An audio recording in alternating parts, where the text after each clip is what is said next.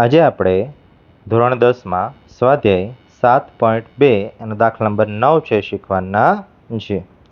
એની અંદર આપણને કહે છે કે a ઓફ -2 અને b ઓફ 8 ને જોડતા રેખાખંડનું 4 સમાન ભાગમાં વિભાજન કરતા બિંદુઓના યામ શોધો.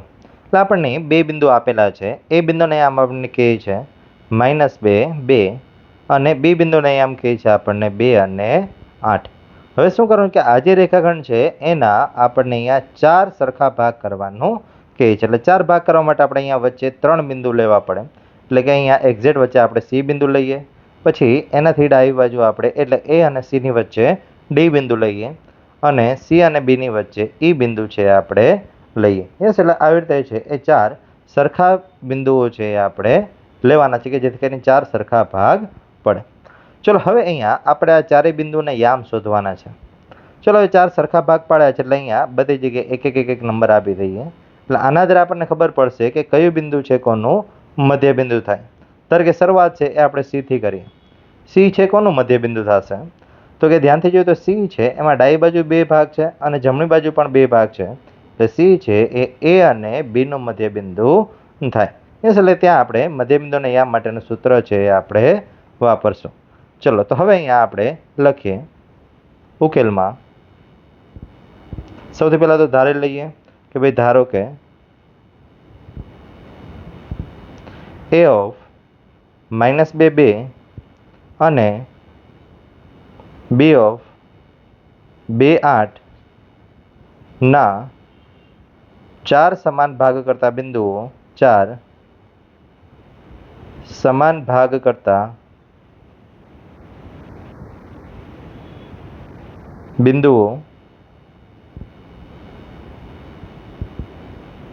ડી, સી અને ઈ છે. ચલો હવે આપણે સૌથી પહેલા શરૂઆત કરીએ સી બિંદુના યામ શોધવાથી. એટલે આપણે અહીંયા આ બીજી આકૃતિ દોરીએ કે જેથી કરીને સમજવામાં સરળતા રહે કે ભાઈ અહીંયા એ બિંદુ છે, બી બિંદુ છે અને એની એક્ઝેક્ટ વચ્ચે સી બિંદુ છે. એ બિંદુના યામ -2 અને બી બિંદુના યામ 2, 8. ચલો હવે સી છે એ અને બી નું મધ્ય બિંદુ થશે. એટલે વાક્ય સ્વરૂપે લખીએ કે સી એ બિંદુઓ એ અને બીનું મધ્ય બિંદુ છે. તેથી સી ના યામ બરાબર પહેલું બિંદુ x1, y1, બીજું બિંદુ x2, y2. મધ્ય બિંદુના યામ માટેનું સૂત્ર યાદ કરીએ. એનું કંઈક સૂત્ર આવું હતું x1 + x2 ભાગ્યા 2, y1 + y2 ભાગ્યા 2. ચલો હવે x1 અને x2 બંનેની કિંમત લખીએ. x1 છે -2, x2 છે 2. એટલે અહીંયા આપણે કિંમત લખી નાખીએ -2 + 2 છેદમાં 2. y1 + y2 એટલે y1 ની કિંમત 2 અને y2 ની કિંમત 8. એટલે કે 2 + 8 ભાગ્યા 2. ચલો બંનેનું સાદુરૂપ આપીએ, મતલબ કે સરળ બાદબાકી જે કંઈ થતું હોય કરીએ. પ્લસ માઇનસ માઇનસ 2 માંથી 2 બાદ કરીએ એટલે અહીંયા 0 ભાગ્યા 2 અને પાછળ સરળ કરીએ એટલે 2 અને 8 10 એટલે 10 ભાગ્યા 2. ચલો હવે અહીંયા 0 ભાગ્યા કોઈ પણ સંખ્યા તો કે 0 જ આવશે. યસ, એટલે અહીંયા પહેલું પદ છે એ 0 મળ્યું આપણને x યામ. પછી બીજા માટે 10 ભાગ્યા 2 એટલે 10 ને 2 વડે ભાગી નાખીએ એટલે 5 દુ 10. એટલે અહીંયા y યામ છે આપણને 5 મળ્યું. એટલે કે જે સી ના યામ એ કયા મળ્યા તો કે 0 અને 5. એટલે આપણે અહીંયા આકૃતિમાં લખી નાખીએ કે ભાઈ જે સી બિંદુ છે એના યામ 0, 5 મળે છે. ચલો હવે ડી બિંદુ શોધવું છે. જરાક ધ્યાનથી વિચારીએ કે ભાઈ ડી બિંદુ છે કોનું મધ્ય બિંદુ થશે? કે ડી બિંદુ છે એ અહીંયા એ બિંદુ અને સી બિંદુ આ બંને બિંદુનું મધ્ય બિંદુ થશે. કારણ કે અહીંયા ડી બિંદુ માટે એ બાજુ ભાગ પણ 1 છે અને સી બાજુ પણ ભાગ 1 જ છે. એટલા માટે અહીંયા એ અને સી નું મધ્ય બિંદુ કયું થશે? ડી. તો હવે એની અલગ આકૃતિ દોરીએ એટલે વધારે સરળતાથી ખ્યાલ આવશે. તો કે હવે અહીંયા એ સી રેખાખંડ દોરી દઈએ. અહીંયા એ બિંદુ છે અહીંયા સી બિંદુ છે અને અહીંયા વચ્ચેના ભાગમાં ડી બિંદુ છે.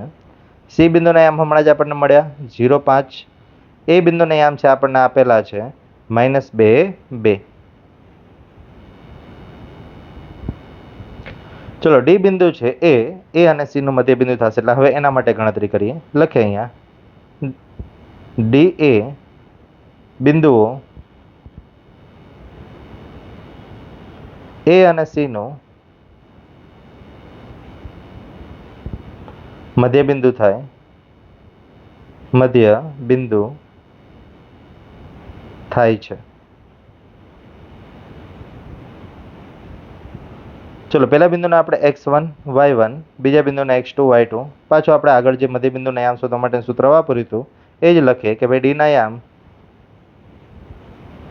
બરાબર શું થશે તો કે x1, કારણ કે સૂત્ર તો એનું જ રહેશે, x1 + x2 ભાગ્યા 2 અને y1 + y2 ભાગ્યા 2. ચલો હવે કિંમત મૂકી દઈએ. x1 એની કિંમત તો કે -2 પ્લસ x2 ની કિંમત તો કે 0 છેદમાં 2. y1 એની કિંમત તો કે 2 પ્લસ y2 ની કિંમત 5 ભાગ્યા 2. ચલો હવે પહેલા પદ એનું સાદરૂપ આપીએ. -2 + 0 એટલે -2 જ રહેશે, કારણ કે 0 કંઈ ઉમેરવાનો નથી. સેમ રીતે 2 + 5 એટલે 7/2. ચલો હવે અહીંયા 2/2 છે એટલે છેદ ઉડી જશે, 1 વધશે અને 7નો 2 વડે ભાગાકાર થઈ શકશે નહીં. એટલે કે અહીંયા ડી ના યામ બરાબર આપણને મળે છે x યામ મળ્યો -1 અને y યામ મળ્યો 7/2. તેમ છતાં કોઈને જબરજસ્તી કદાચ છેદ ઉડાડવા હોય તો અહીંયા ભાગાકાર કરીએ તો 7/2 ના યામ કયા વધશે તો કે 3.5. એટલે -1 x યામ અને y યામ છે 3.5 મળ્યા. ચલો સેમ એ રીતે હવે ત્રીજો બિંદુ માટે લઈએ તો કે હવે ઈ બિંદુ છે કોનું મધ્ય બિંદુ થશે. જરાક આપણે આકૃતિમાં છે પાછું ધ્યાનથી જોઈએ કે ભાઈ ઈ બિંદુ છે અહીંયા આવેલું છે. બે બાજુ સરખા ભાગ તો કે આ બાજુ સી અને આ બાજુ બી. એટલે કે એ બિંદુ છે એ સી અને બી નું મધ્ય બિંદુ થાય. યસ, ચલો હવે એના માટે ગણતરી કરીએ. પાછી આકૃતિ દોરીએ. અહીંયા છે સી બિંદુ છે અને અહીંયા બી બિંદુ છે અને એક્ઝેક્ટ વચ્ચેના ભાગમાં એ બિંદુ છે. સી બિંદુના એમાં હમણાં આપણે શોધ્યા હતા 0.5 કે જે આપણે હમણાં અહીંયા લખ્યા હતા.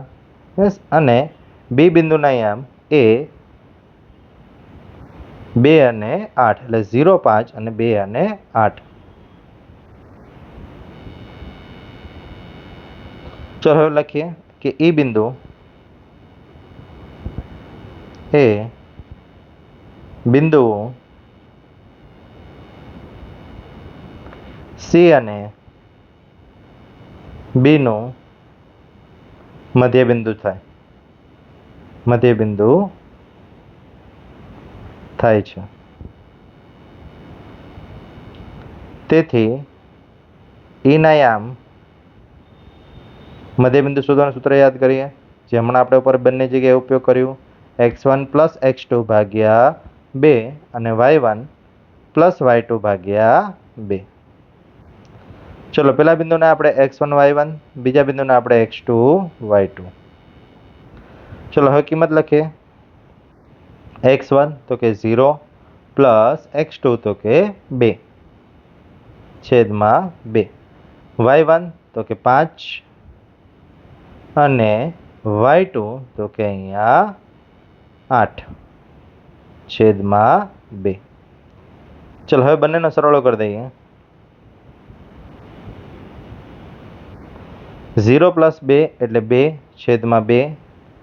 5 + 8 એટલે 8 અને 5 13 છેદમાં 2. 2/2 કરશું એટલે આપણને મળશે 1. એટલે આવી રીતે છે અહીંયા x યામ છે 1 મળ્યો અને y યામ 13/2. ચલો આપણે આગળની જેમ જ સમય ભાગાકાર કરવો હોય તો x યામ 1 મળશે અને y યામ મળશે 6.5 મળશે. તેથી ઈના યામ કયા મળ્યા 1 અને 13/2. એટલે તેથી લખી શકાય કે ભાઈ તેથી એ અને બી બિંદુને જોડતા રેખાખંડના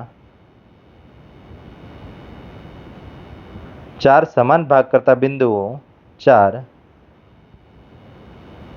સમાન ભાગ કરતા બિંદુઓ, ચલો પહેલું બિંદુ કયું છે? તો કે પહેલું બિંદુ છે એ ડી આવશે. અહીંયા ક્રમમાં જોઈ લે, પહેલું બિંદુ ડી આવશે. એટલે ડીના યામ આપણે લખીએ કે ડી બિંદુના યામ કયા મળ્યા આપણને? તો કે ડી બિંદુના યામ છે 1 અને ઉપર ડી બિંદુના યામ -1 અને 7/2, -1 અને 7/2. ચલો પછી તો કે સી બિંદુના યામ કયા મળ્યા હતા? તો કે એક્સ યામ હતો 0 અને વાય યામ હતો 5 જોઈ લઈએ. બસ કે ભાઈ જે સી બિંદુ છે એના યામ 0 અને 5 અને એ બિંદુ એના યામ મળ્યા આપણને 1 અને 13/2 મળે છે. બસ અહીંયા દાખલો છે એ પૂર્ણ થાય છે. Thank you.